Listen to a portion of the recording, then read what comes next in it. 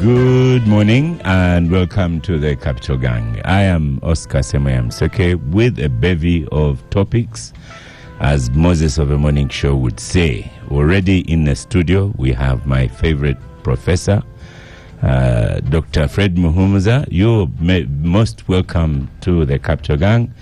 And Patricia here says you are donning a very nice shirt that she likes thoroughly. Yes. She likes it thoroughly. She likes it thoroughly. The shirt. Yes. For avoidance of any doubt. Yes.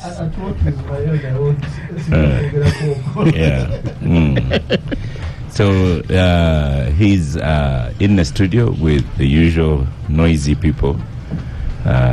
Edgar Tabaro, you're most welcome to Gang. Oh, thank you, Oscar. I'm happy to be in the presence of Dr. Muhumuza. I've moderated his discussions before. I've debated with him. He's the kind of teacher who brings the best out of you. So I'm humbled. I'm honored to hear that from a media person who interacts with so many. He's a lawyer, actually, this man. But he's in the media space. No, Oscar, I was a managing director of a media house. Yes. And the biggest in the country, by the way. Yeah. And this is what we say. Law is the profession, but the practice is really in the public. Yeah. And we always want law in the public domain. The talking, making noise as he likes to. I mean, I trained to make a noise, and the man accuses me of. I like law with the public. Yeah. Yes, and thank you for taking it there. Yes. The other noisemaker is in the studio as well, Jay Kwandera.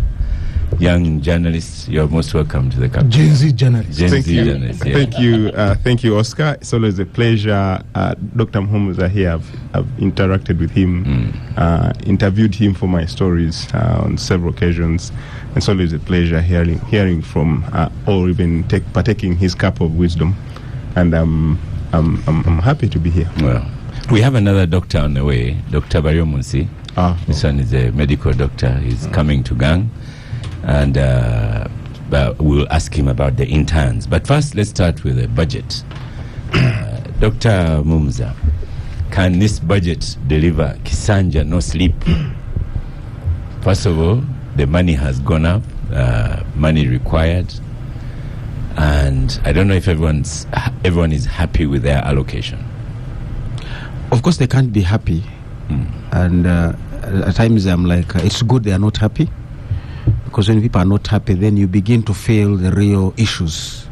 What is it that has not been financed in their spaces? As we have seen before, people want to put money in, and I think the PSST was very clear on this. Sometimes people put money in areas that don't grow the economy. But that is where they do their steering. That's where they do their other things. But when I look at what exactly have I given that's going to contribute to economic growth, because from the Minister of Finance, you are the Minister for Economic Development. You are sending this money to achieve economic development, not certain things that are pleasing to people. I was just looking here at the budget for the office of the Parliament.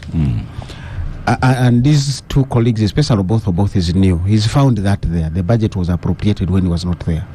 But he has a right to really say, let's revisit this budget. Why should anybody have 12 billion in the office of the Speaker and advertising and public relations? Is that the business of the Speaker? Parliament has that function somewhere. 12 billion. 12 billion.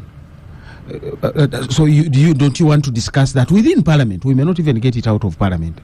But so how does Parliament do its public relations and advertising?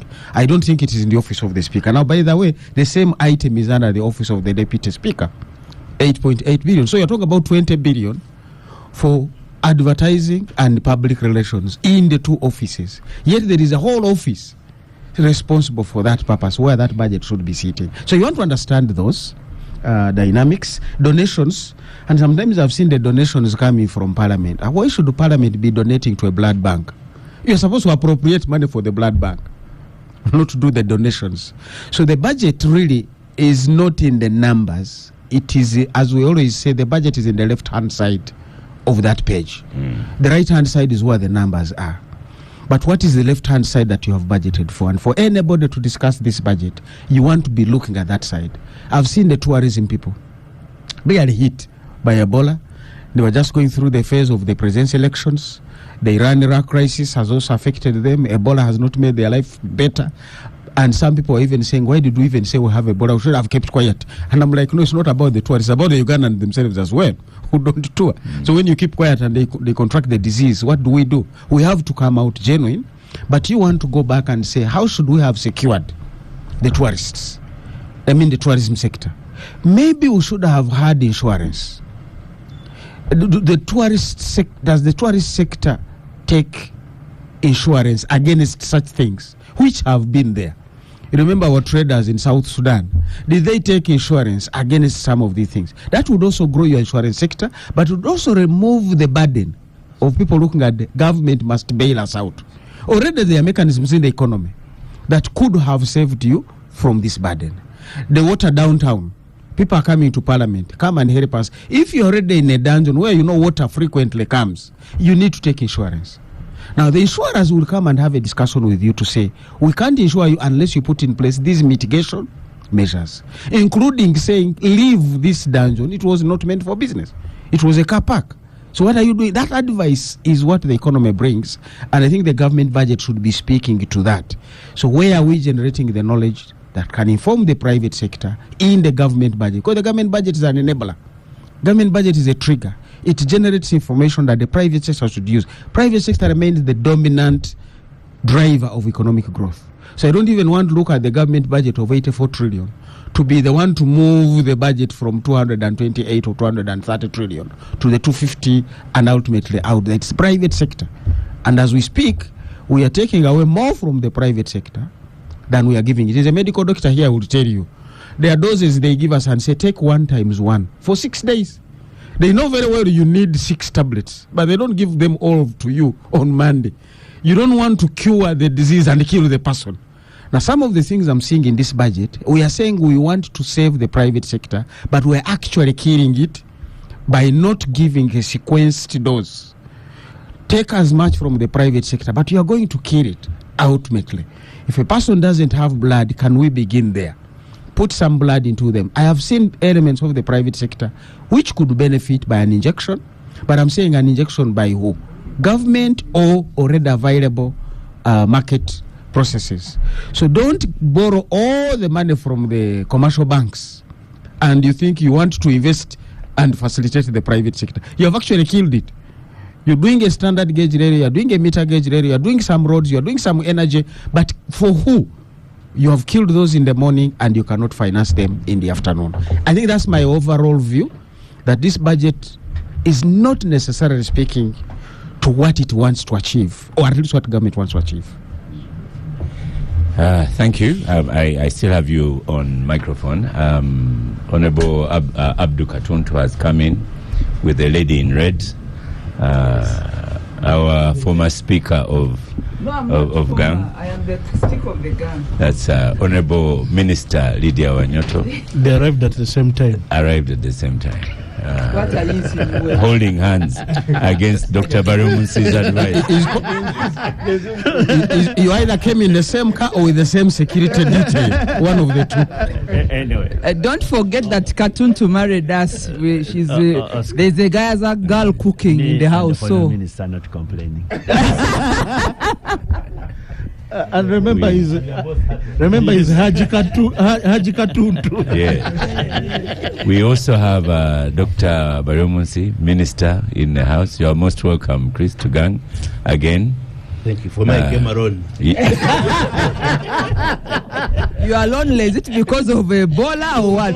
Me and Katuntu are happy. And seated in your old seat. Oh, yes, yes. And Lydia has been sitting in that seat, so I'm also dispatching her. You know, these are her last shows.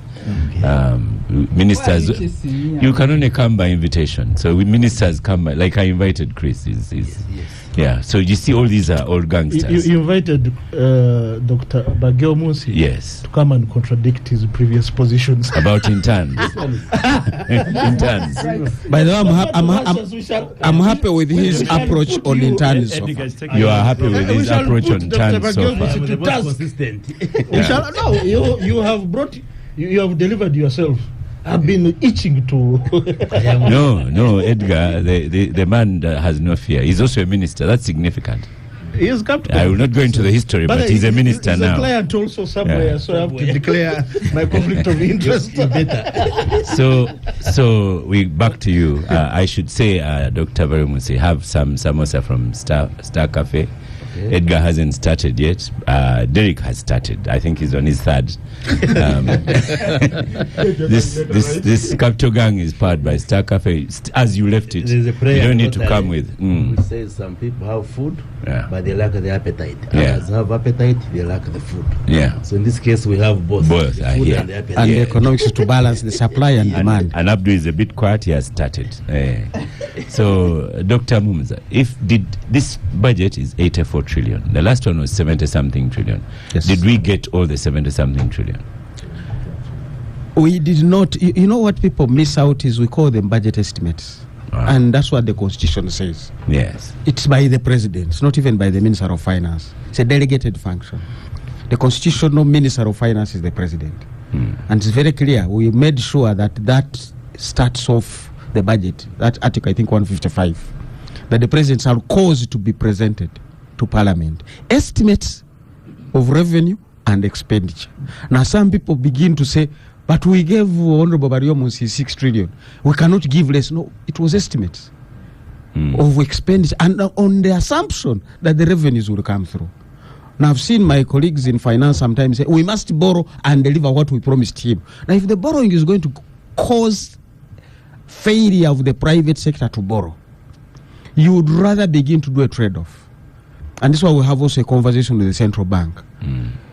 If we are below the inflation target, must we keep the interest rates high to cure inflation, knowing very well high interest rates undermine investment and job growth, which are also mandates of the government. So economy is about the trade-offs and looking at these things. I've read the British Bank of England.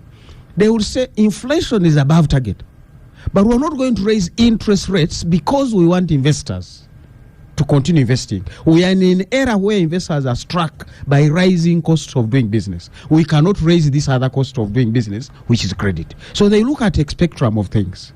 So you want to have that conversation to say, who am I helping? So quite often, you'd rather have a shortfall, and I've done the analysis, that countries within our region that have a high tax to GDP ratio have a low growth.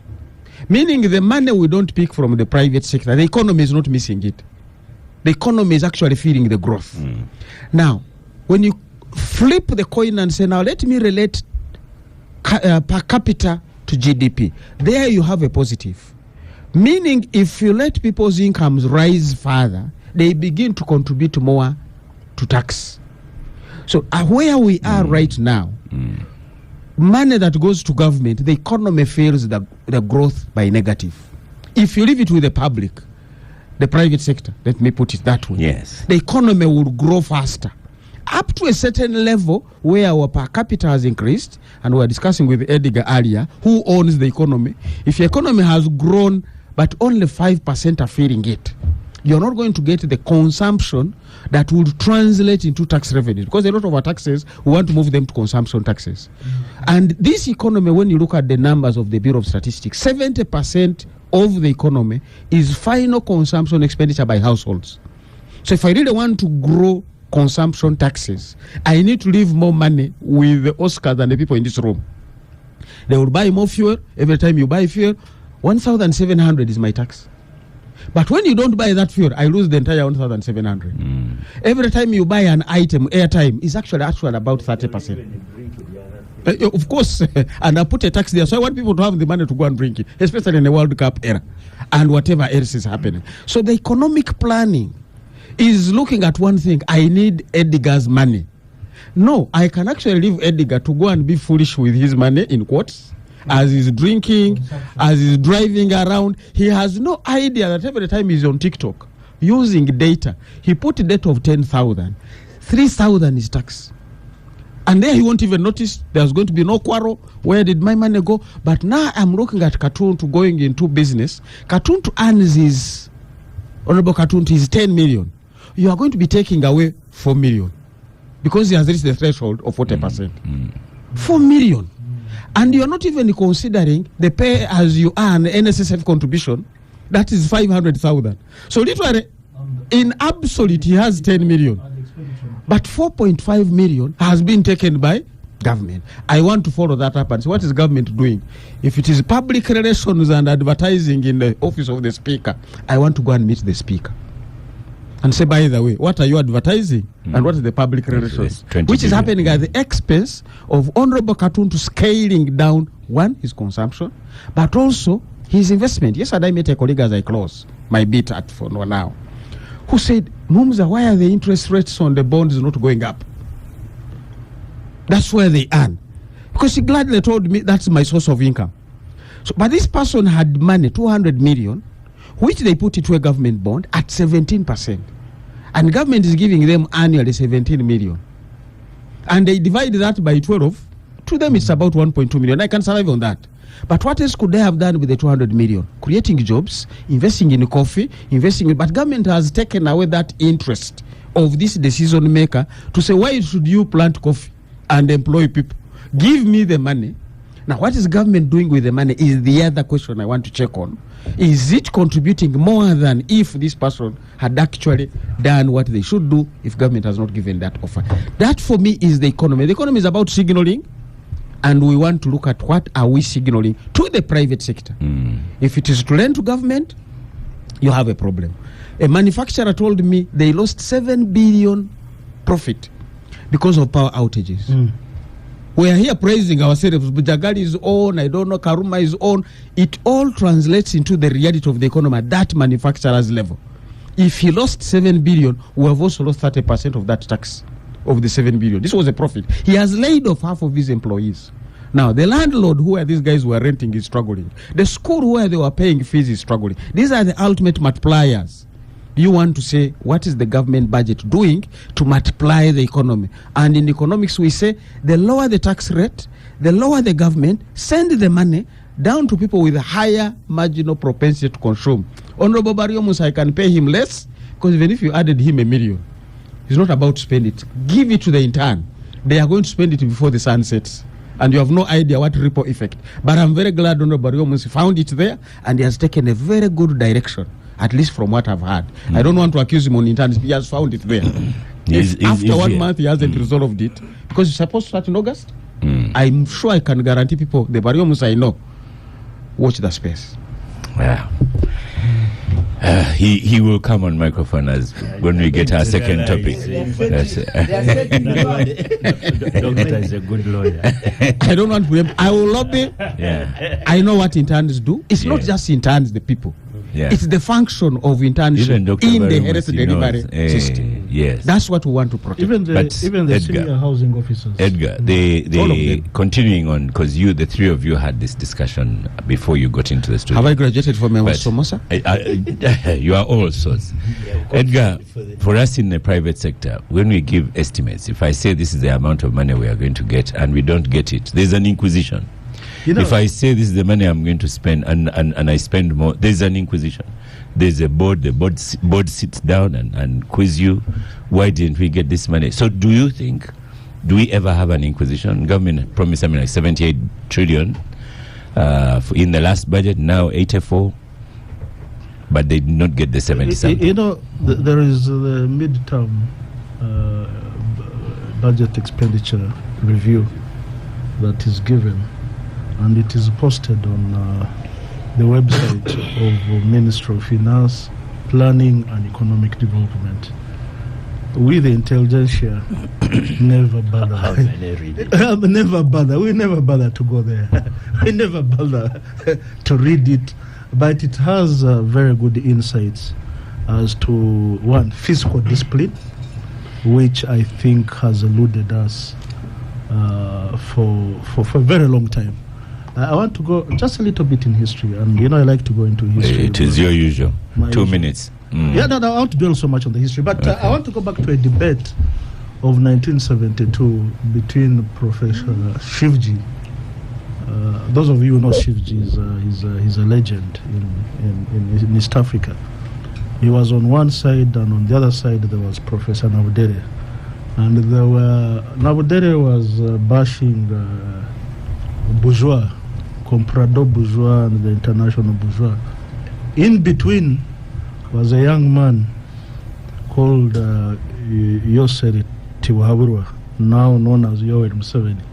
And he was taking a middle ground that there is a need to develop a vibrant, endogenous bourgeois, as in growing local business, facilitated by international business.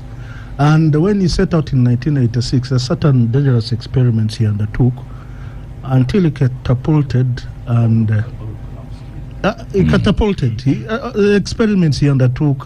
Katut is saying they collapsed. We had that argument somewhere on the senior lawyers group, but I saw. But this is what significantly happened. The Mutebires took charge, and neoliberalism set in. Everything was supposed to be private sector driven. Fast forward, Suruma is appointed Minister for Finance, and he wrote a position paper, where he was calling for intervention of government in critical areas to do business. And he proposed revival, not even revitalization, revival of the Uganda Development Corporation, and to allocate funds. It had been dead, and the act was there redundant. The Uganda Development Corporation Act, it was redundant. So I remember, I think the first person they posted there was Professor Balihuta as the executive director. And attempts were made to revive it. Now I see a big allocation of our chunk of the budget to the Uganda Development Corporation, and government taking significant steps to fund commercial enterprise. I see they've put in money for capitalization of the Uganda Development Bank and what have you. But critically, we're looking at the statistics outside of, before we came here with Dr. Muhumuza at Woki, and for the amount of money that the banks hold is 46 trillion Uganda shillings. 1.5% of the Ugandan population hold 95% of the monies that is in the banks. Only 1% of Ugandans earn, I think, more than 1 million shillings a month. So, over the years, the budgets that President Museveni has been pushing for development of vibrant private sector, but the private sector is also very heavily taxed.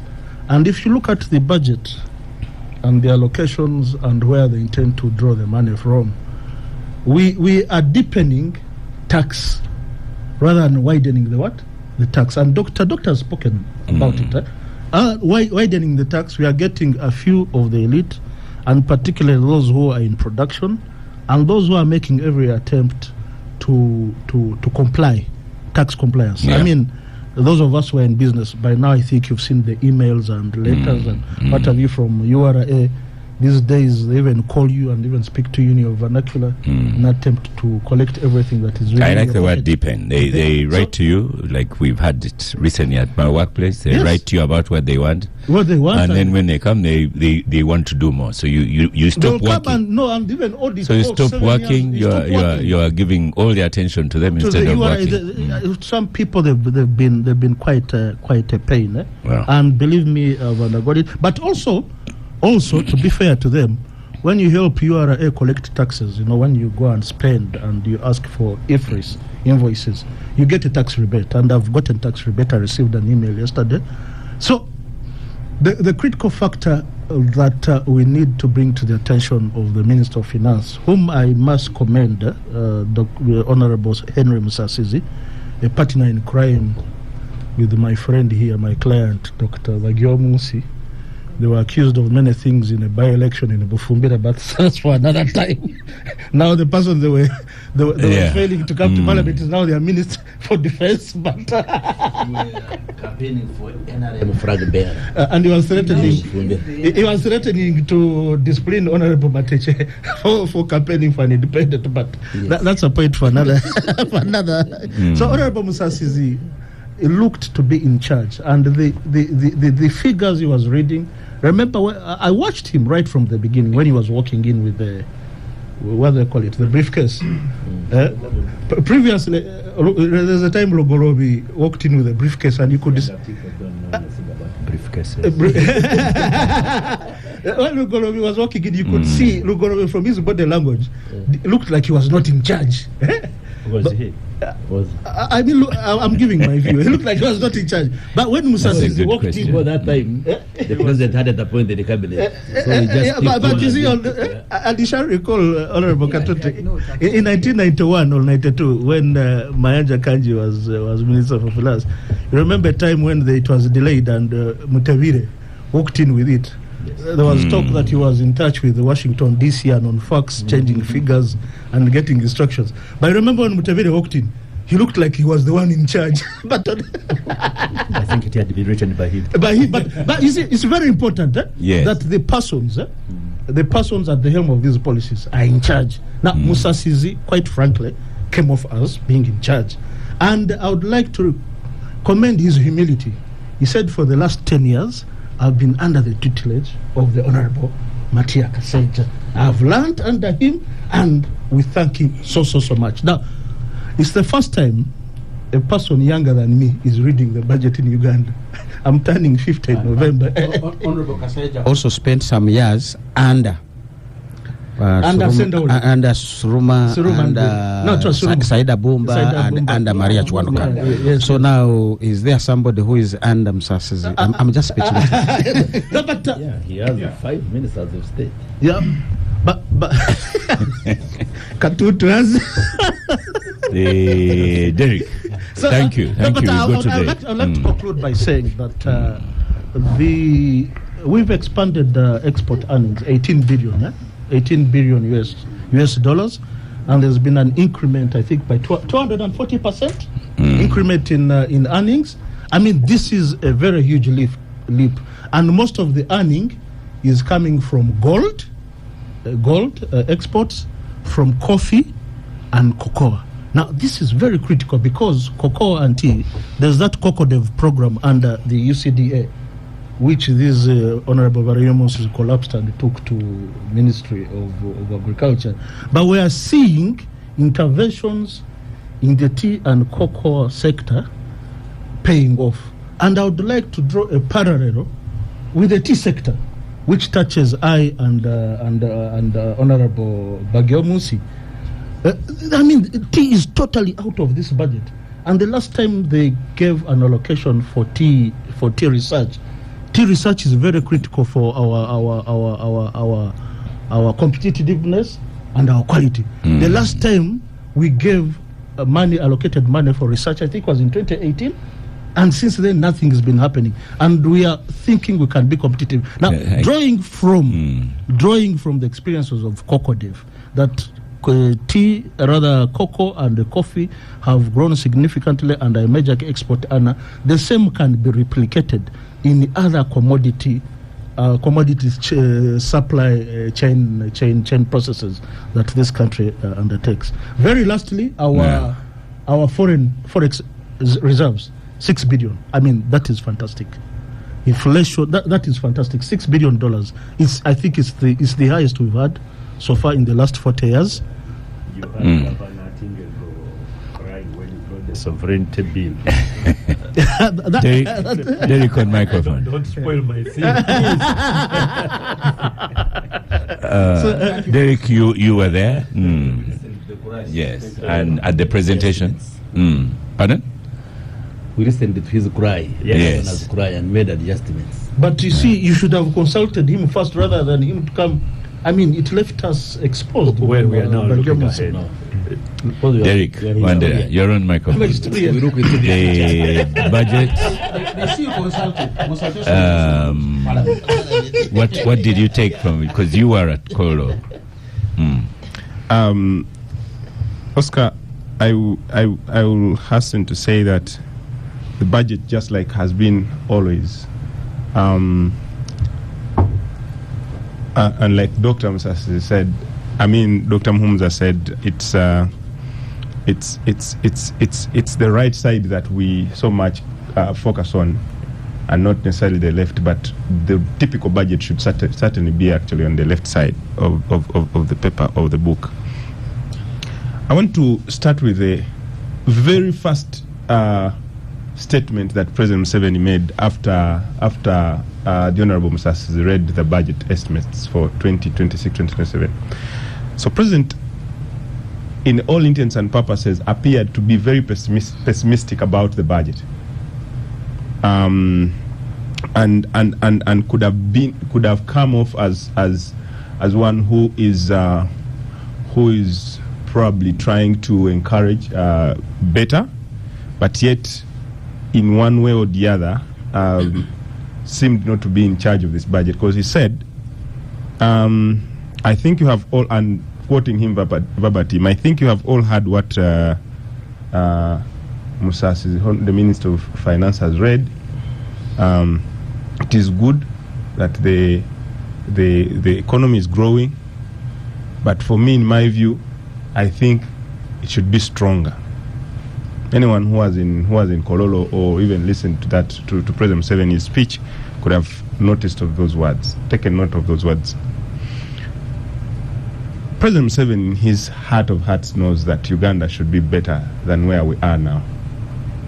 In his heart of hearts.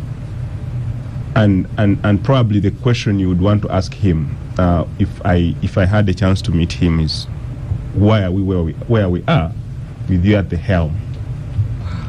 Prime 7 will quote for you figures and take you about 100 years from today. For instance, he was quoting the time when colonialists came, and they said it's about 126 years already. And he's going to tell you how the GDP had been growing, and now we are growing at 6.4%. A figure that he thinks should be much better than that. But then what's causing its not growth? It not growing. And Dr. Musasi has also alluded to the per capita GDP per capita, which is at 1,400 right now. At some point, we were at 989 USD. And we already jubilated to be in the first in the middle income, and we were corrected by IMF. Then we said no. For them, they used their formula. We used ours. What point am I driving at? These budget figures leave a lot to be desired, because, like we said, they are estimates. But trust you me, even when we go to the midterm budget review, there is no ministry or agency that has ever come out to say we are reviewing the budget. We got probably our estimates were so high, so we are going to review our activities and probably cut, like Dr. Musasi is saying, for instance, the money for PR. Dr. Muhumuza, sorry. I know Muhammad Musasi is in my head because he was reading the speech. So Dr. Muhumuza says, like, for instance, going to Parliament and looking at the PR budget and advertising and saying, no, our estimates are not adding up. We are rescaling on the number of activities. What we do, we actually go, any MDA will always go for a supplement. And those supplements are certainly what have brought about the borrowing. Now you realize that almost 43% of the 80.4 trillion is going to go into debt servicing. And by the way, at some point we borrow to service a debt. the proverbial digging a new hole to cover up an old one, and yet the new one has been created. So we find us. It is a new hole. It is a new hole. The old one. Still, it remains a hole. Burning from Peter to PayPal. Yes. And by the way, the economics of that is you are paying the person who dug the hole and the one who covered the old one. About the holes. So it's bigger. So do we find ourselves getting out of this conundrum? I don't think so. Unless we take a firm financial policy about how we spend, about what our priorities are.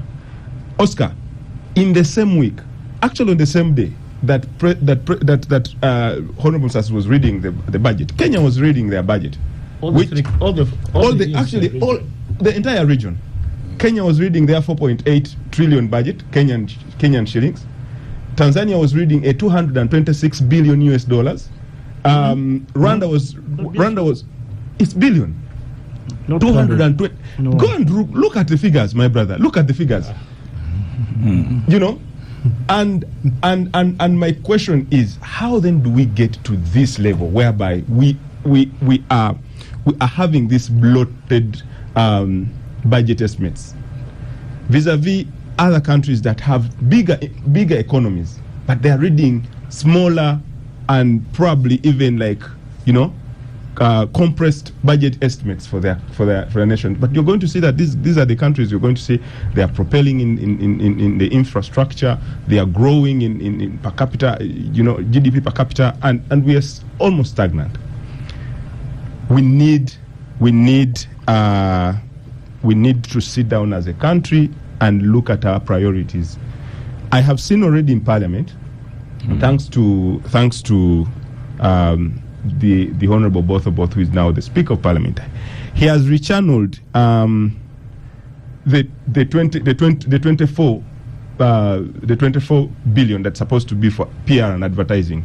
He has sent 20 billion to the committees, to go and enhance committees, to make sure that the committees are well serviced. They go on to benchmarking and stuff like that.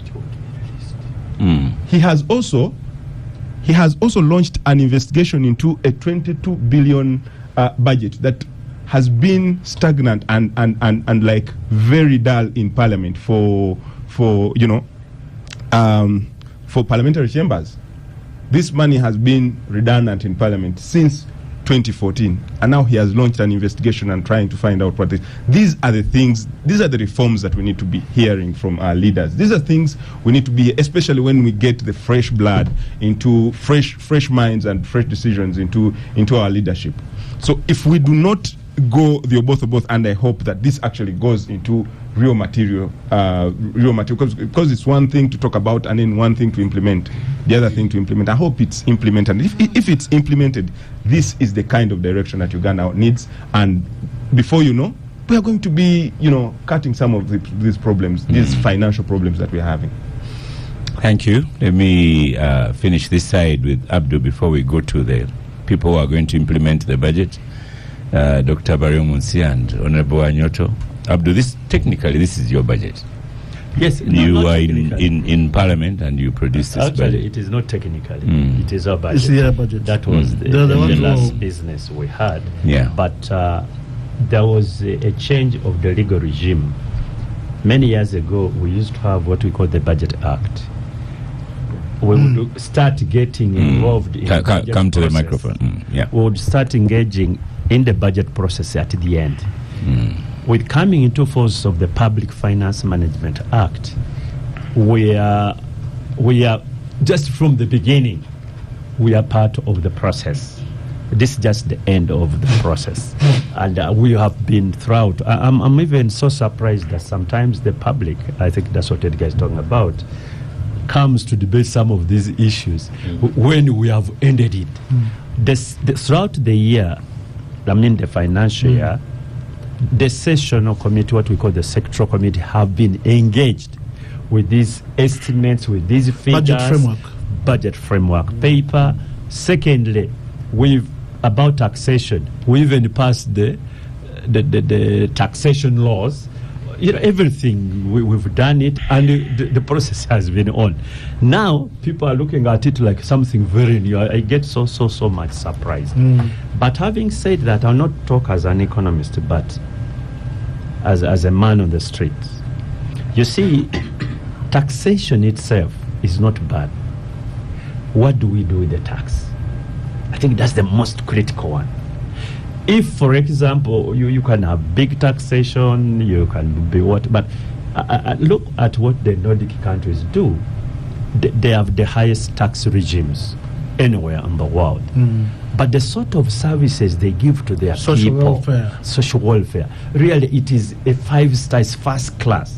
That people who pay this tax and they are left with some small discretionary expenditure, they don't have any problem. They have got a very good healthcare system. The infrastructure is good, including public transport. The education system is one of the best. And this is what people are crying for. If they squeeze people and you go with these potholes all over, that's where you hear, Oscar, that's why you hear all these cries. What are we getting? So, one, I think it is always a challenge that the money we collect, we put it to good use, so that the people don't complain about their taxes. Two, direct tax is always a problem. You see, we should just promote more indirect taxes.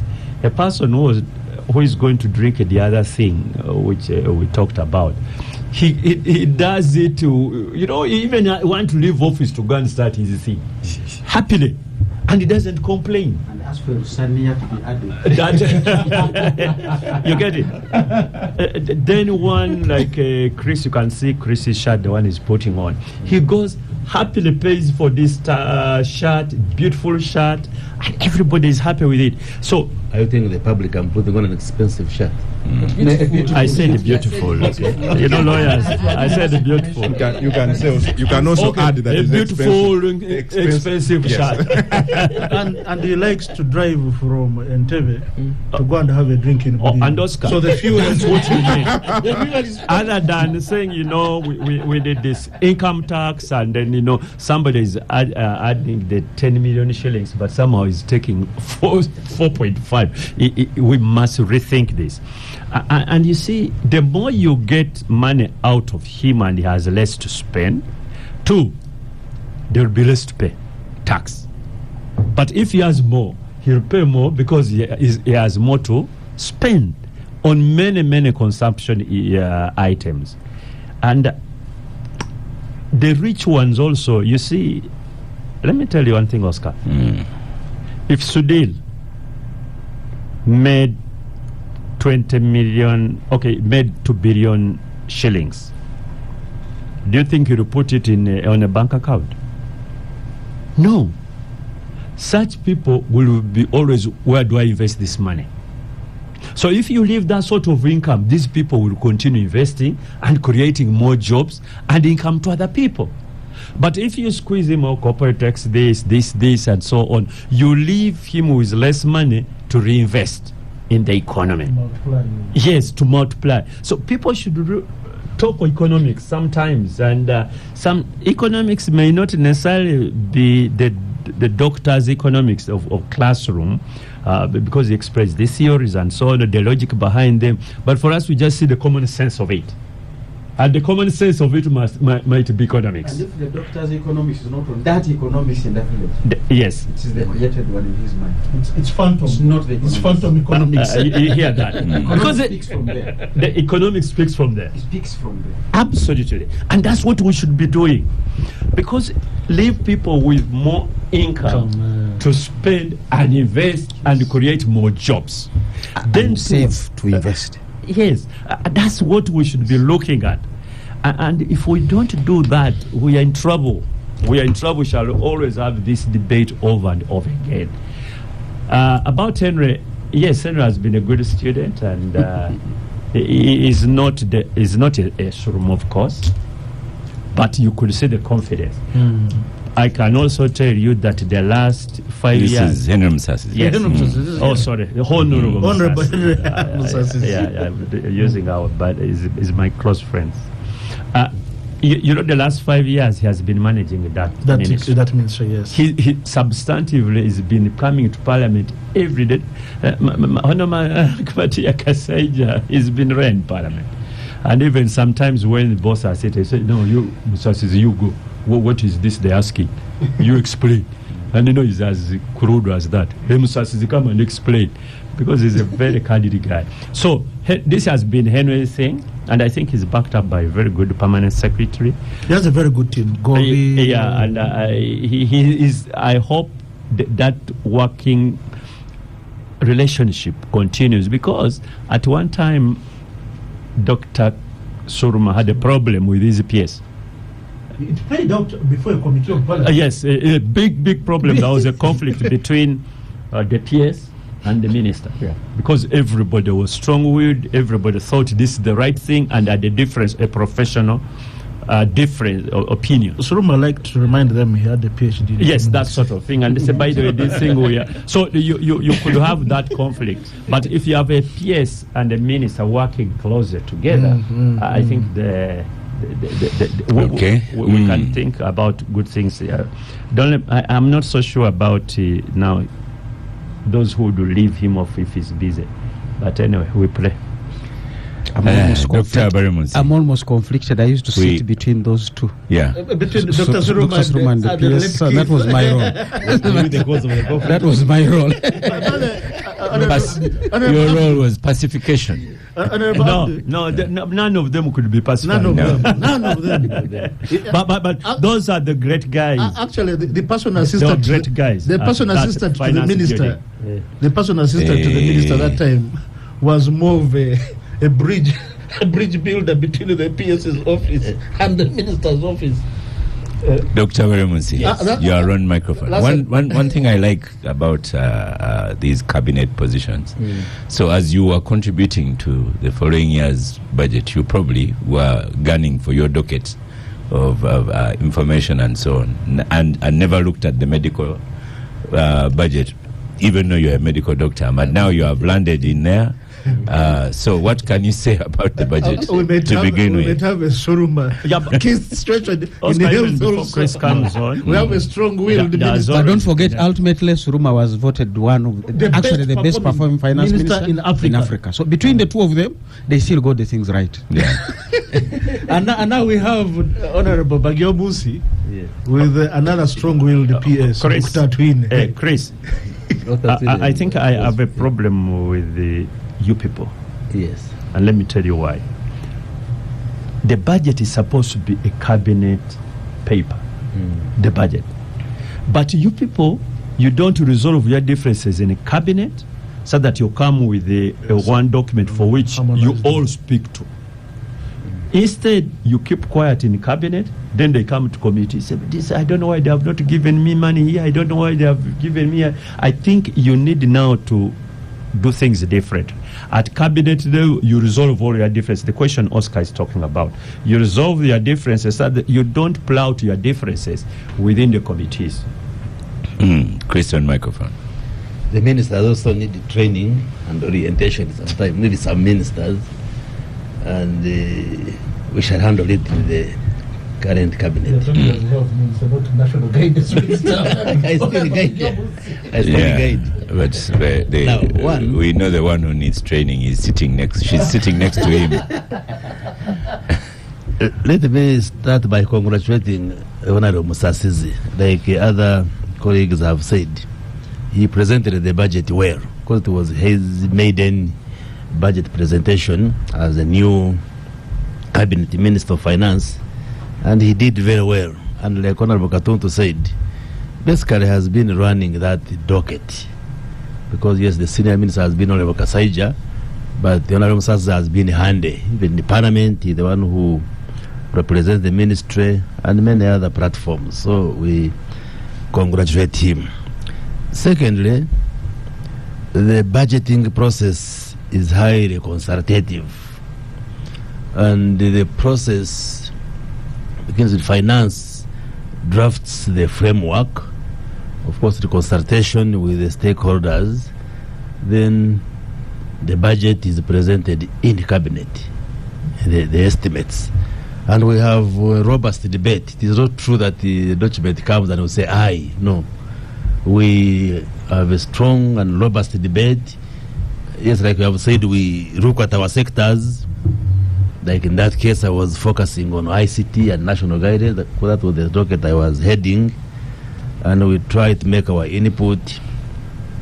And then once we have generated the consensus, then we authorize the Minister of Finance to table it in Parliament. And like Honorable Katuntu said, when we changed the law, the process now begins early. In the past, the Minister used to present a budget, then it comes to Parliament, we discuss it, debate it, and then pass it. But now we changed the law. It starts early. Like now the budget has been read. By September, the Minister of Finance will issue the budget called Satura, and then the process sets into motion. So by the time the Minister presents in June, Parliament has processed the whole budget.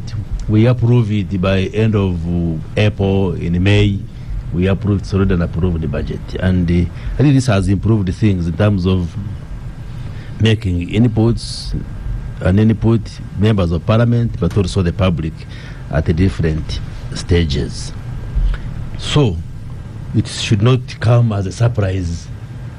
Like for us members of Parliament, we already know what is provided for. So the other one was just a ceremony of announcing. We've been rejected, you remember? Absolutely. There was an item, Dr. Muza, I remember, they had proposed to increase stamp duty. Yes, and from 1.5% to 3% on land transactions. Yeah. And we rejected it.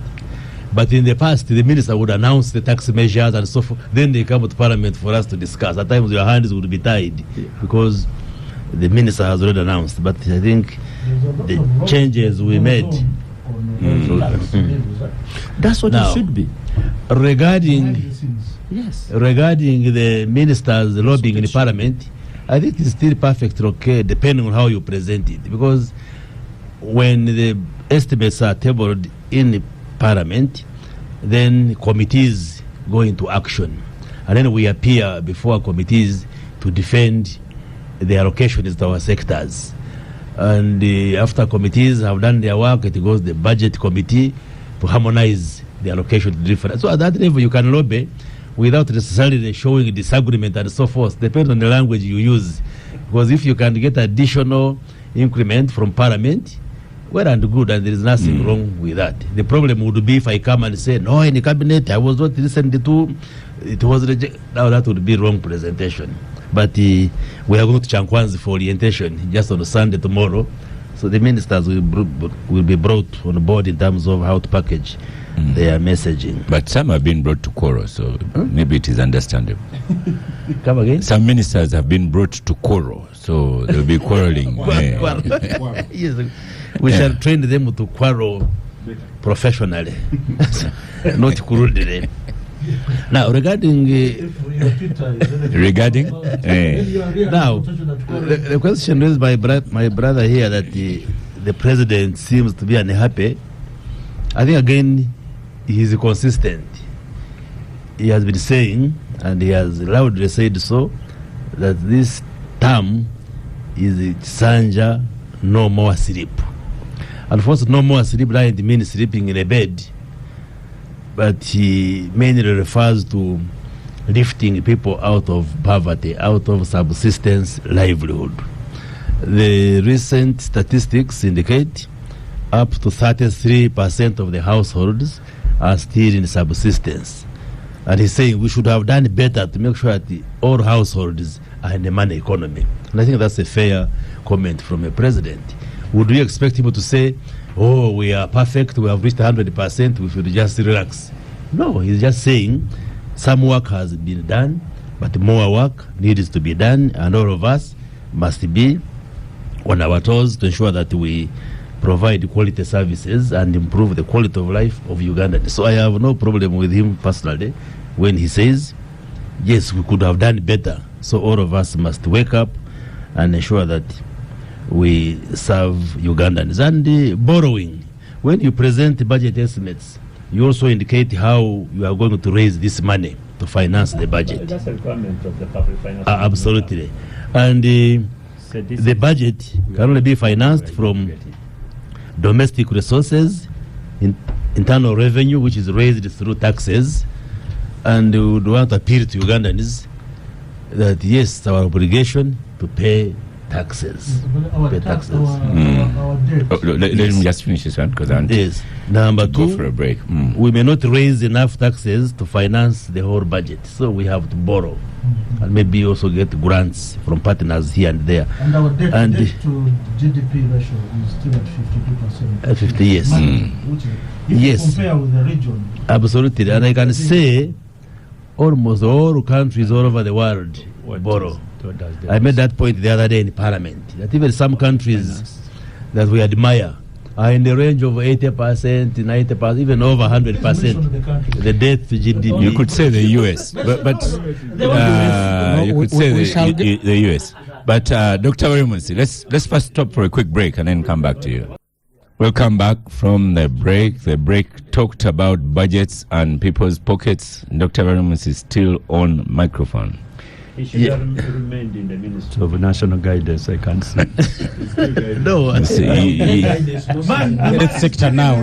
now Guidance is needed in when I health. speak about health, now you say is the right docket. Okay.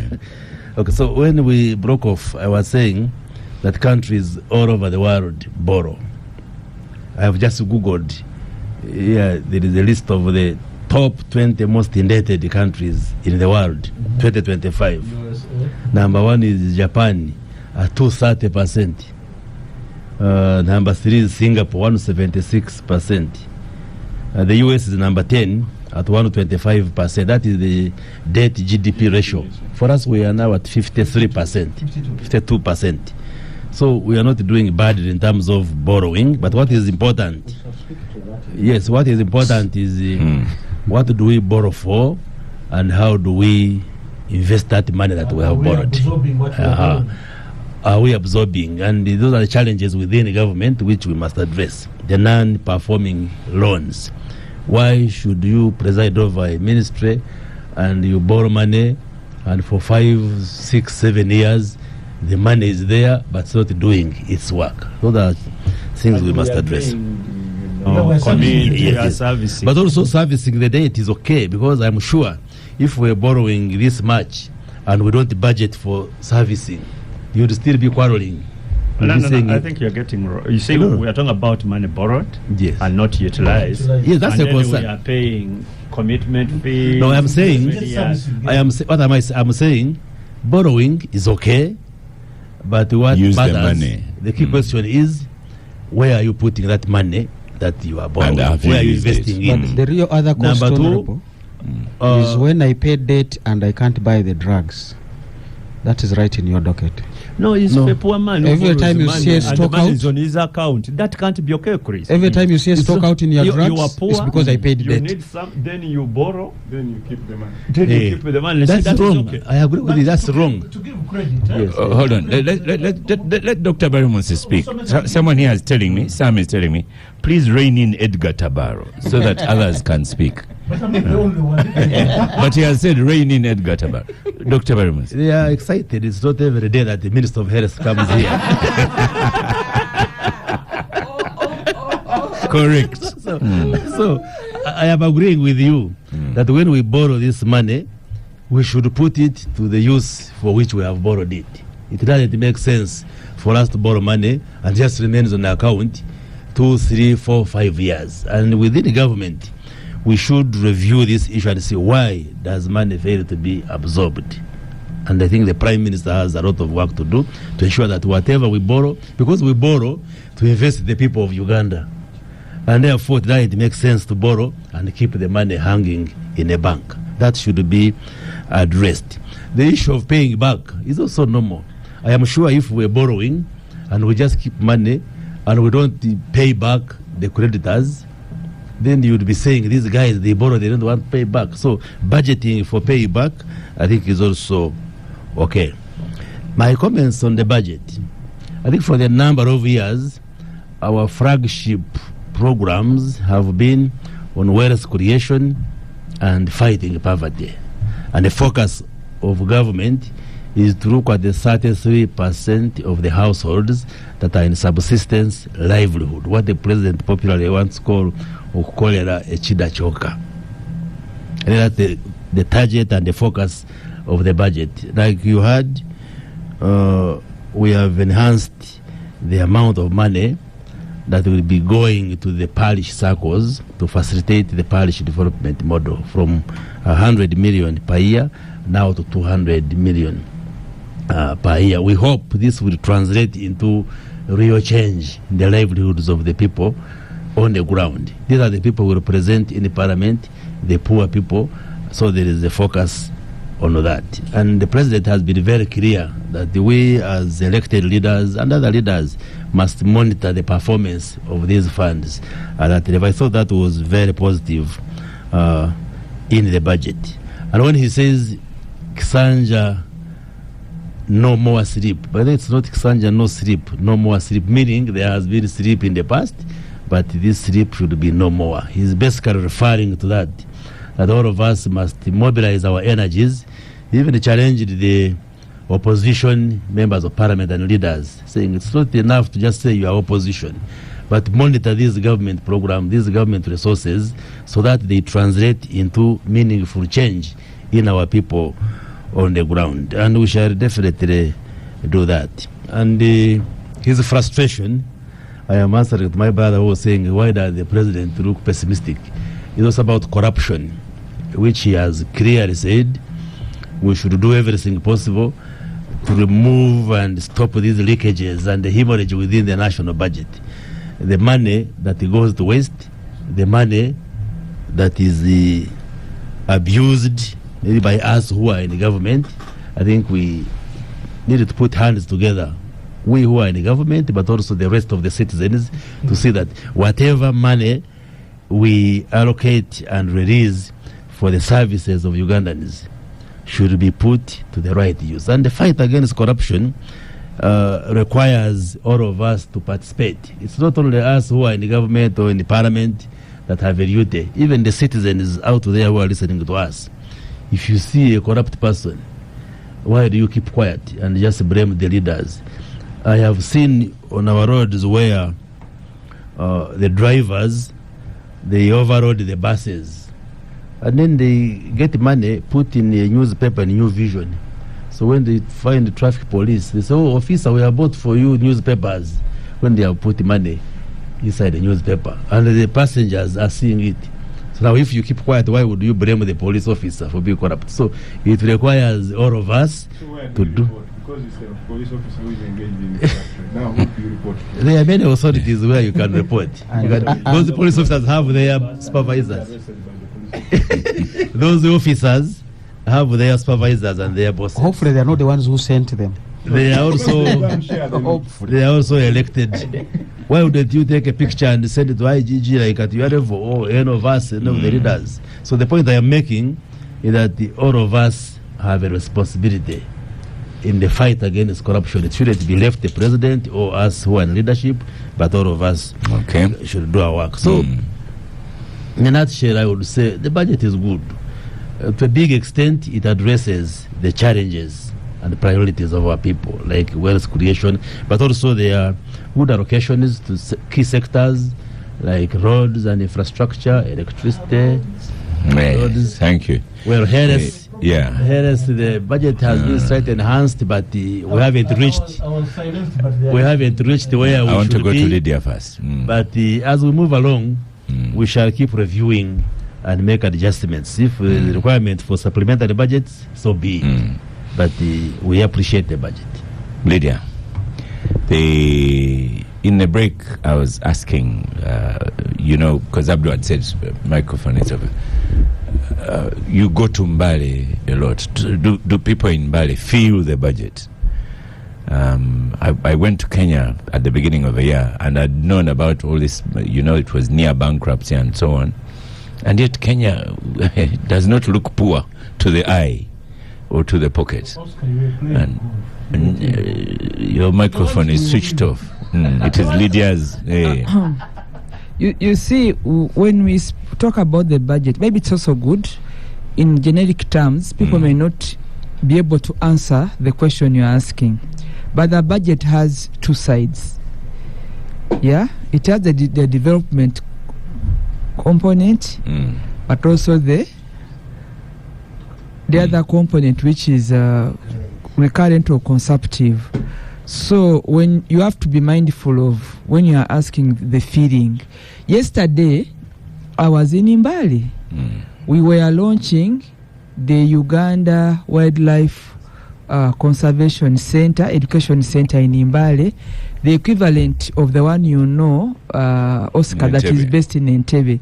We've been having just one center in Entebbe. The first one outside Entebbe is what we've launched in Mbale. So for the first time, you have some lions, some zebras, some crested cranes in a government facility outside Entebbe, and that's Mbale. And you know the multiplier effect of such a facility. This is government, and it's on 60 acres, originally negotiated from NFA. These are all government entities. So if you have a development budget in the sector of tourism, reaching out, you see the multiplier effect of that facility in Mbale. There will be opportunities for conservation. I come from an area that is has issues of landslides, of environment, climate change. So we are having a campaign and education on conserving environment, understanding nature, even for schools, for children to visit, but also revenue and opportunities of people who are going to supply or learn about the wild and conserving nature, but also supporting that center. That's one. I'm just giving an example. But when you look at our development budget, vis-a-vis the other budget of expenditure, we need to balance it, Oscar, because and align it to the aspirations of the people, but also the aspirations entrenched in our black and white documents. When Dr. Mumza was talking, but we do not budget out of the blue out there. That's why when people come to A and out with their different doctors and begin pronouncing money, this money should go here or should go there, I think that is not correct. We need to allocate money with the deliberate and intentional alignment to the plans of the country. Because you cannot waste a national plan and begin saying, why is this money here? Why is this here for publicity? How did it end there? You must follow the plan. We have a plan of the country. We have the National Development Plan 4, which is derived from the Vision 2040, which should also be aligned to these manifestos of the political parties. For now, you align it to the NRM manifesto because that is the political party that has the national social contract to the people. So I wanted to request the Dr. Mumza here and my friends that when we're discussing the budget, it is now incumbent on us to be very intentional, to help people appreciate, to direct the budget according to the plans of the country. Anything outside the plan, even if it is very important, whether it's consumptive, it should have a percentage threshold that should not go beyond. If you want to do publicity or public relations of an office, or you want to have workshops, they must not go beyond a percentage so that you do not lose sight on the country's plan and aspirations of the people. So that's my humble contribution to this budget, including where I am now going to sit Parliament. Parliament has a parliamentary commission. The outgoing parliamentary commission is the one that whose budget we are going to run in the next financial year. They should have looked at the governance mandate and given us a budget to which we should run. And anything outside that should have a minimum, maybe percentage. When you are doing a budget, by the Oscar, even for your wedding, for your school, there's what they call the miscellaneous. There's a percentage. I think from the overall budget, you can give is it 2% or 1%? So that handles the unforeseen. The URA has taken away those miscellaneous. When before Ramadan the tax charge is big. So before our friend Ramadan became the PS, we all rode on his campaign of the economics that works. So the economics that works, we aligned it to our NDP. I'm coming from the National Planning Authority. But this plan is so big, we even draw it down to the ATMs. What is going to trigger the growth of the country? We said, let's look at the ATMs, the agro-processing, because Uganda is an agriculture country. If you look at the agriculture sector, how much is there to trigger growth? Because our country, by large, we say the biggest population is there. And let's track the budget according to the population. Where is the largest population focused? It's in agriculture. How much is in agriculture? Whether it's by research or livestock or water for production or even the markets. Where is that chain? And it should reflect on the budget in terms of allocations. It's a statement it's a wish list. It's a wish list out there. But when every quarter revenue has been collected, or when the money has been borrowed, if we are going to borrow money, where does this money go? But I think also the biggest challenge of the budget, Oscar, is not so much the money out there and how much is allocated every quarter. It's tracking this, whatever it that comes, to do what is intended. Can you believe that even when money has been allocated every quarter for the obvious parish model, the 400 million per parish, if we go to our parishes, this money has not done what is intended. So the issue of tracking money to reach the final intended beneficiaries is where our job is cut out. And if we do that, whatever you have in an envelope, there will be, now I'm answering your question. The impact of this woman or man or youth in my village in Navoya, in Imbale City, where I'm a member of parliament, will be felt if we track every quarter to the cow, to the chief, and to see whether money has reached. I want to agree that a lot of our money sometimes loses the value, and there's a challenge of the money is tied into the domestic revenues or the domestic debt. People supply and they're not paid. That is causing a lot of, you'll find that faces of people do not, you said the Kenyans look more like they have money than Ugandans. It's the issue about the domestic debt.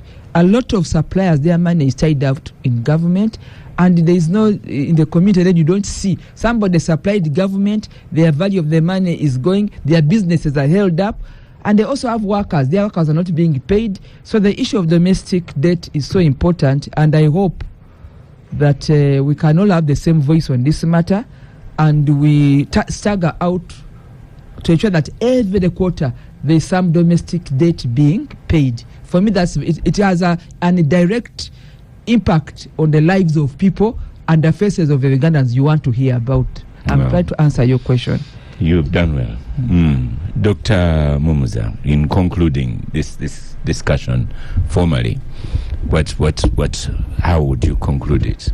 And also the question of domestic debt. And Edgar, you're saying you disagreed with what's been put in for roads and power, electricity. Oh, electricity. Yes, electricity. I need to say something about that. Say it now, because at one point I did indicate that we need to frame our minds as to whether or not investing in the distribution network is a capex or opex. That will determine as to whether or not we'll continue having darkness or more power. Okay. I intend to invite them here, electricity people, next week. Please, so let's bring them and we put them to task, because quite frankly, tumechoka sana. Right. Well, and interesting. Maybe Doctor can also talk about the balancing of the budget between the recurrent and the development and how it is affecting our people. I just mentioned the issue of the current the debt, but it's very important.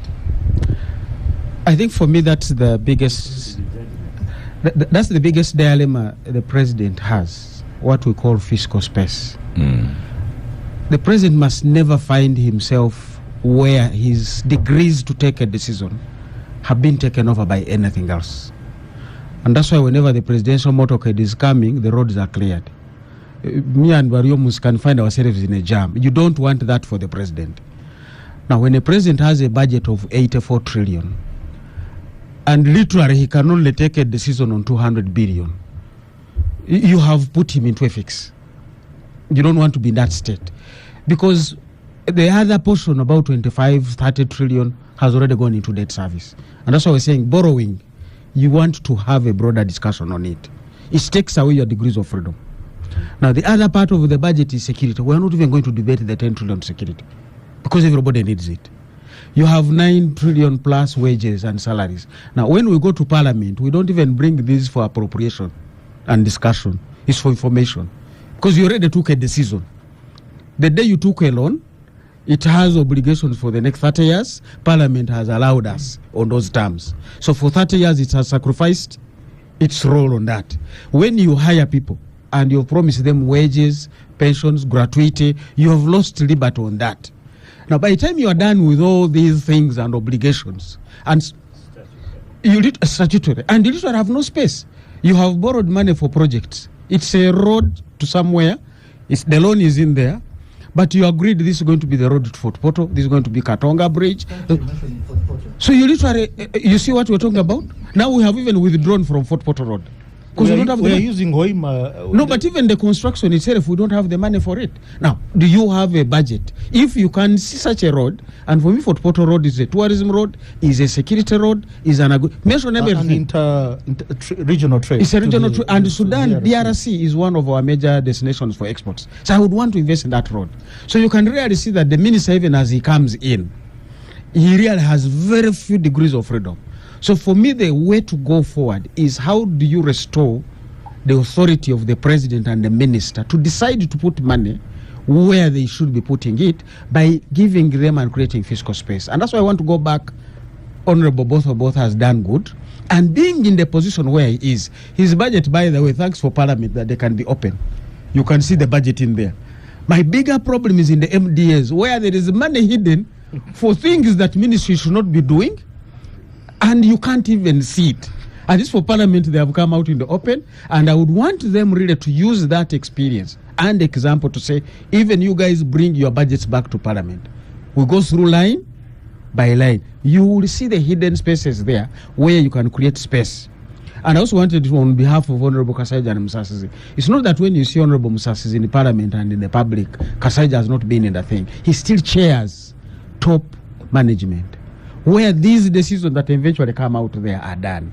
So it might be that at times he chairs, and even as we're sitting in those meetings, he will be summoned by the president. Then we'll say, honorable colleagues, you go here, others are abroad doing other noble duties. So these people not get the impression that he has been disengaged. No, he has been still in there. Debt. The cost of debt is not in the debt to GDP. Debt to GDP is the stock. The real problem with debt is what are you paying? The Japanese 230% borrowing of their GDP comes at 1%. In Uganda, it is 17%. Now, when the Japanese borrow at 1%, they are the biggest lenders to America. Yeah. In fact, they have lent 900. They've sent message. Japan's debt is over 200% of GDP. Yes. But it's owed to its own people, like you owing your son money and is your designated successor. Japan is owed $1 trillion by USA. Yes. But Uganda owes a lot to foreign money lenders. So that's the whole point of discussion, that Japan, when they borrow from their own citizens at 1% at times less, they invest in American bonds at an average of 4 to 5% over the 30-year period. So they are making money out of the debt. I borrowed at 1, I'm going to earn 4. That's business. That's business. Now they get an interest of 60 billion per year from their investment in American bonds. So the 60 billion comes back to provide the Japanese citizens with services that at the end of the day, the services are so efficient that the Japanese can't even spend their own money, and they remain with it and lend it back to the government. Now you don't want to compare Japan with Uganda. So the whole discussion of debt, that it is okay to borrow, because Japan and Singapore, look at the countries you're looking at, they are all happy to lend. Chinese are savers. And that's why they are sometimes coming here to say, you need this, because they have a lot of savings, which they need to send out there, but also to sell their product. So the economics is not in the numbers. As I said, you need to get to the left-hand side. What is the money doing? I gave an example earlier of 10 million. Salary of somebody. 4 would be taken by URA. 500,000 is going to be taken by NSSF. You are left with 5.5. 5.5 includes your cost of delivering the business. We are not like companies which are allowed to deduct. So 5.5 includes the fuel that brought you to work, the rent. Remember, members of parliament will give them some allowance for because they are out of their normal places. What about this employee who is a secretary in the ministry? She's also renting in Weyogerere to deliver a job to parliament. But now for her, it is embedded within her salary. By the time you are done, the person who got 10 million has nothing left to save and invest. And then you come back and say Ugandans save less. No. But remember that person, as I said earlier, their consumption is the driver of the economy. That for me is why the economics is yet to come into the government budget and the economy itself. I will end with the plans.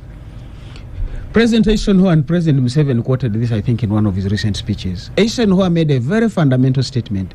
No war has been won because there was a plan. But no war has ever been started without a plan. What does it mean? I may have my national development plan. 4. It was developed outside the environment of Hormuz, of Ebola, of Trumpism. Now you have this. Must I still stick to that document? Already lending rates globally have gone up. Growth is being capped down. I need to have a strategy. Football is about strategy. When you see 3-4-4, that's the plan. But the guy who is going to actually score the goal was not among the scorers. He's somewhere else. So what is our strategy? And this is really the message we want to happen in Chankwanz. You said earlier, they meet in cabinet. They meet in cabinet and take cabinet decisions. But cabinet decisions are now disaggregated at sector level. Now you have lost the discussion of cabinet. When you come back to sectors, everybody wants to defend their territory. My road, my energy here. But Chris Variomus is dependent on those roads. One of his functional systems is referrals. So if I refund Katonga Bridge is dead, Mulago is no longer national referral. Because somebody can't move from Mbarara to Mulago. So Chris Variomus has an interest in the functionality of that road.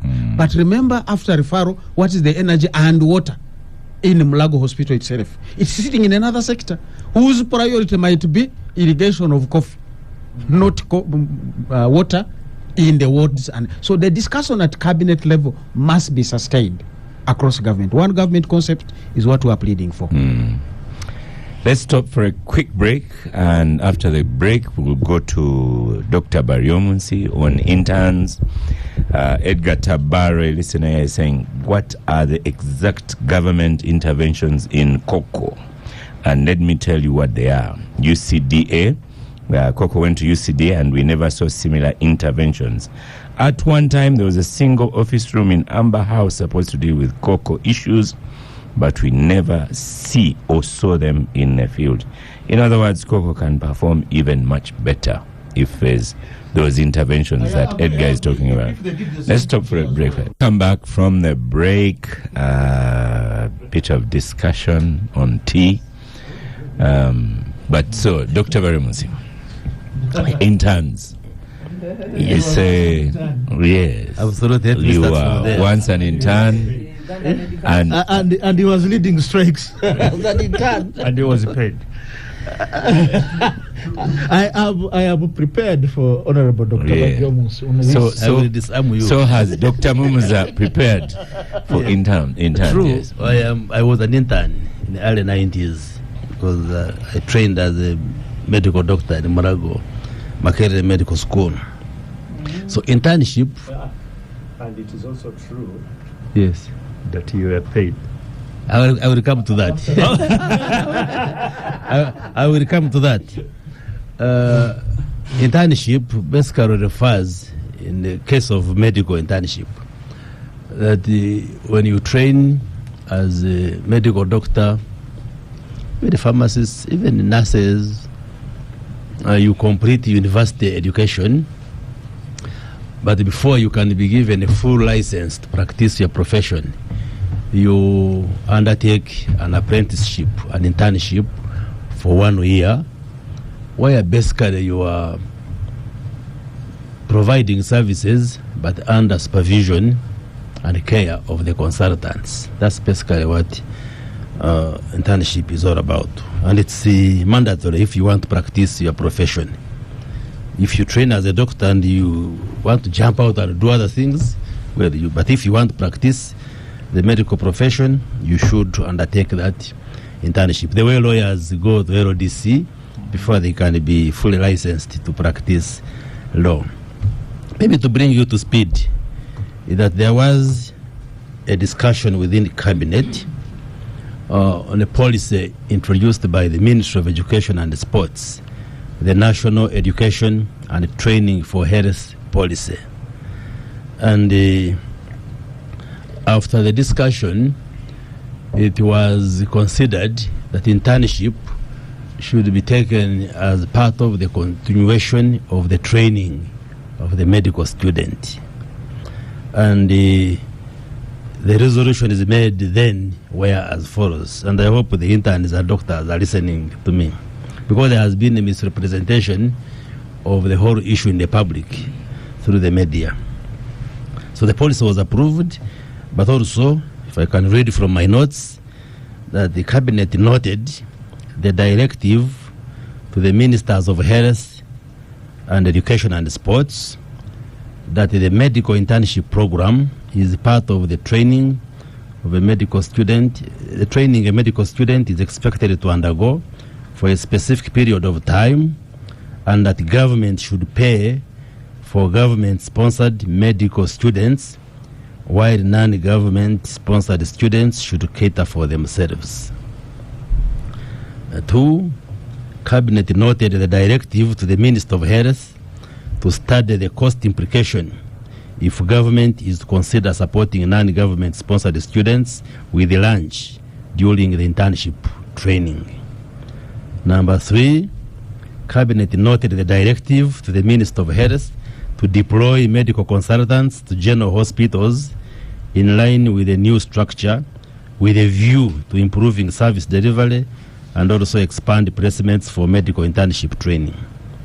And then number 4 or 5, note the directive of the Minister of Health to develop guidelines to regulate electronic medical practice. These were the resolutions of cabinet. So basically the observation was that since the education sector was liberalized, there are now many universities that are training medical health workers, training health workers. Now, both government universities, but also the private.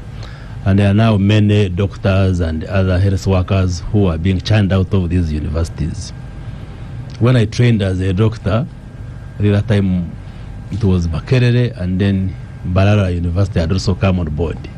These were 2 government institutions, but now we have very many universities producing.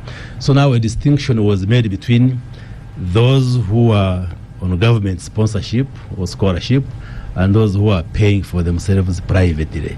So because this was coming from education, like I said in the beginning, it was taken that internship should be considered as a continuation of training. But maybe government continues sponsoring those who are in the government on government scholarship, and then those who are training as private students continue paying for themselves. Government just caters for the lunch, and then the Minister of Health was instructed to look at the cost implications of providing lunch. That was the decision. But I don't want to be escapist, but I missed this debate in the cabinet. I think I was out of the country when this was done. But my honest view, as somebody who went through internship, is that even the intern from a private university who has sponsored himself should be catered for in terms of allowance, if you call it allowance or salary, the payment. Because currently the government has been supporting all interns, whether you come from the government university or from the private. Because internship is full-time. It's very intensive. If I recall the workload it's heavy. It's heavy. very intensive. Because Very heavy. I recall when I was rotating through obstetrics and gynecology, I would enter the ward. Your favorite. I would enter the ward probably early morning, like 7, and then leave the ward the following day around 11 with my coat full of blood and so forth, because you are handling cesarean sections, you are delivering mothers and doing all sorts of work. And interns currently are deployed in the national referral hospitals and regional referral hospitals. And there is a lot of work, but the resolution here was that they should also be posted to the general hospital, the district hospitals. So we are going to review this, and I think the Vice President also and the Prime Minister spoke about the issue in Parliament, that we should review this. And I'm going to engage the President and probably retable this in the Cabinet for consideration, because my honest view that we should look for the money and facilitate interns, whether they are from government or private universities. I have been getting some suggestions since I was appointed. There are those who are saying, why don't we engage the universities so that when these students pay tuition, we put an element for internship. If you are paying 1 million shillings as the tuition fees, maybe you put 100,000, so it is inbuilt in the 5 years, so that when you go for internship, there is some money the university has been saving. So there are a number of proposals that are coming, but this is an issue we are going to review again. To make education more expensive. And see. So I'm getting different proposals, but I am going to push for a proper and thorough explanation of the President and the Cabinet that we should find money. Because I think we are talking about maybe 3,000 interns. No, I can give you the figure. The figure which they need is just 28 billion. It's less than 30 billion. No, I don't know which figures you are using. No, they were brought to Parliament. 28 billion, basically. Yes. Okay, but it was and you know, both Dr. Baryomunsi and Dr. Atwine are known as very powerful people in this country. No, so both has already led the example where we can find some of this in the MDS. But also what we are going to do in the medium long term is to harmonize the Ministry of Health and the Ministry of Education, particularly the universities, so that we look at the manpower needs of the country in terms of health workers and be able to plan accordingly. If University X is admitting medical students, how many should it admit, looking at the needs in the Ministry of Health? We have to do that coordination and harmonization of the planning function. But our view as the new Minister of Health is that interns should be supported to be able to do their internship. Okay. But also, there are other challenges we have to look at. That when I qualified as a medical doctor, you qualify when you pass. You of course you are ready for graduation, but immediately you start internship. All of us would start internship. These days, because of the numbers, there are many who miss and have to wait. The way lawyers also now, you don't absorb all of them at LDC. I have a daughter sitting at home who completed the law degree. There's no space. She's waiting. But we are now reforming it. And then would be taken to UMI for an induction course in management and issues, and then posted at hospitals. But today, with the decentralization and many other policies changing the numbers, doctors complete internship and go home. So probably there are more doctors on the street than those who are in health facilities. That also has to be addressed. We earlier on agreed in Cabinet that we should absorb these doctors and deploy them to as low as a sub-county, Health Center 3, have medical officers there.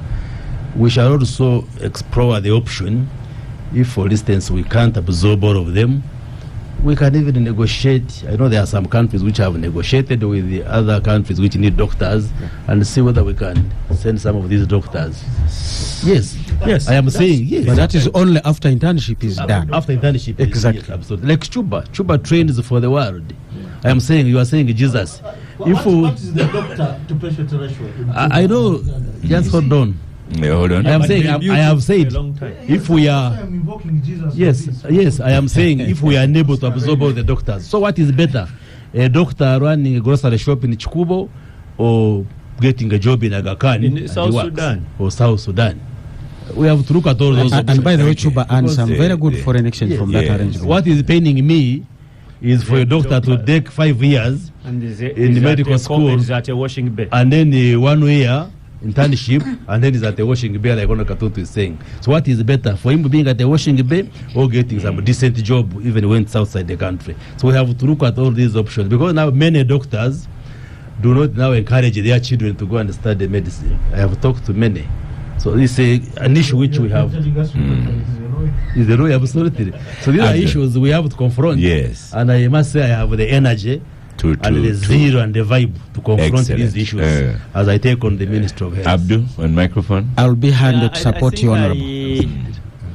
There are very few people who will not agree with Chris that he has the energy and the zeal to take on what he wants. As I've said, him and his PS, they are powerful people. Yeah, and he's also lucky he's got a very brilliant young man as his Minister of State. Yes, Honorable Dr. Ayumi. Yeah, I think they'll make a good team.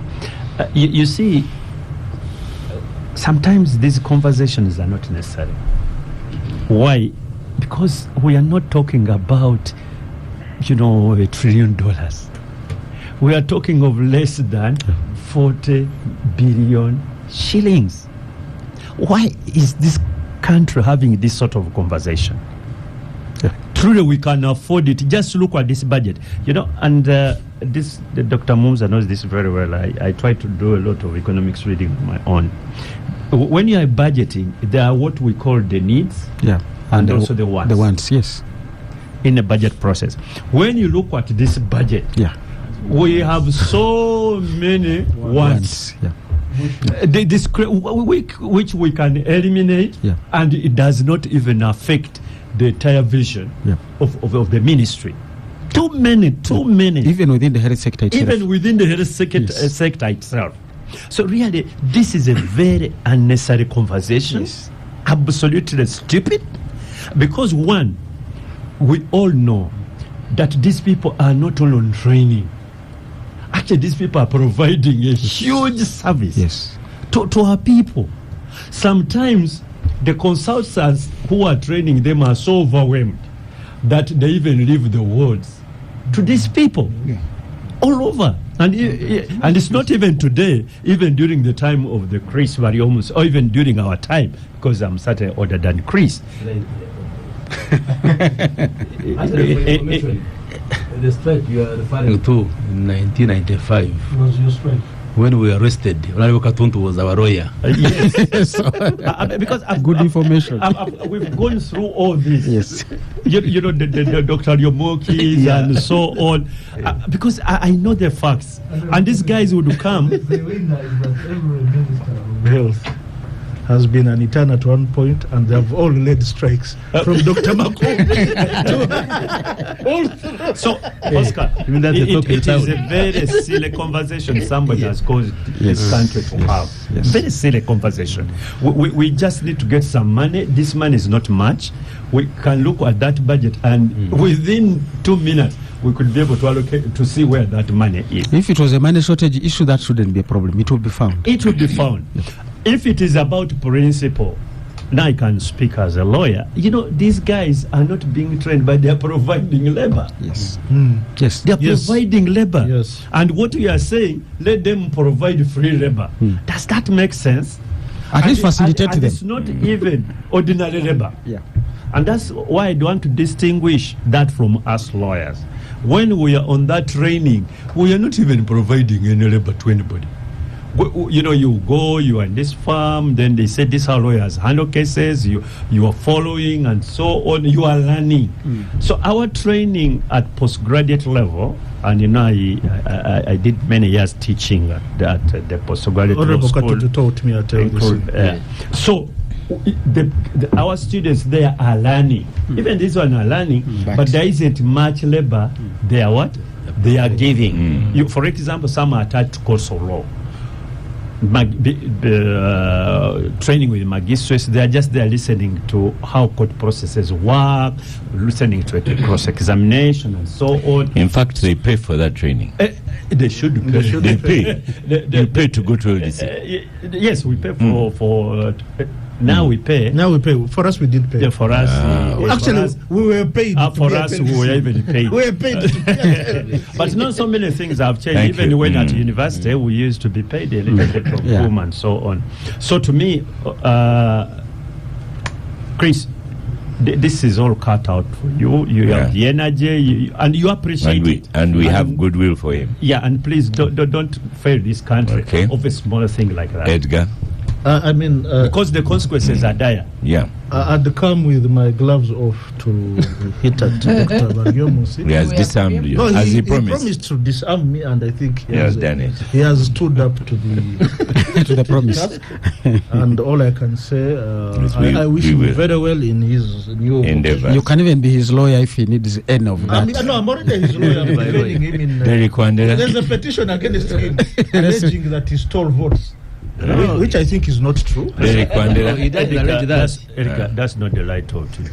No, he alleges that your clients. No, I said alleged. No, he alleges that that voting ended at 2 p.m. in Kanungu, which is a lie, actually. Derek Wandera on interns.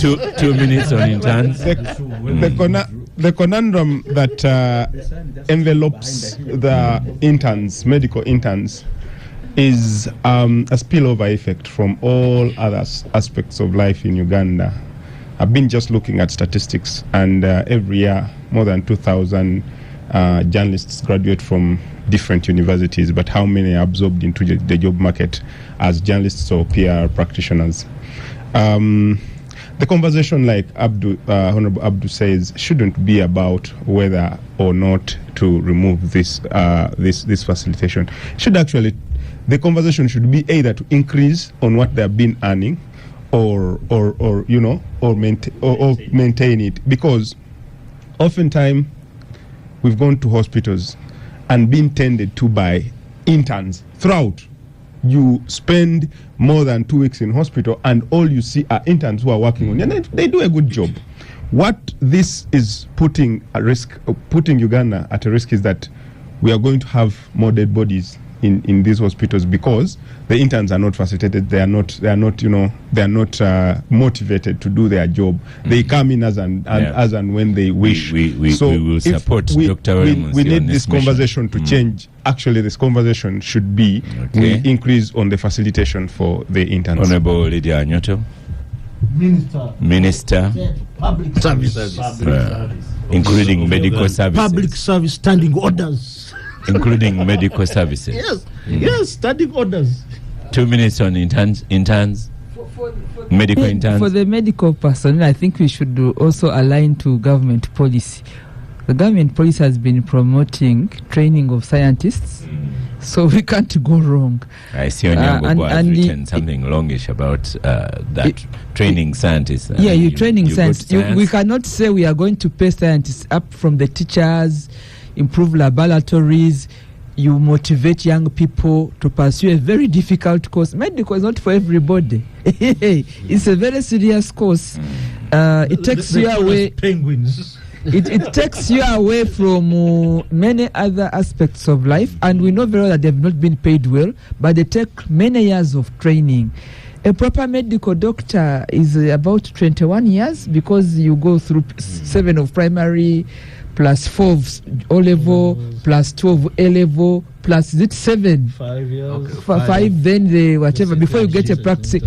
And when we all went to, not all here, I think we all went to university.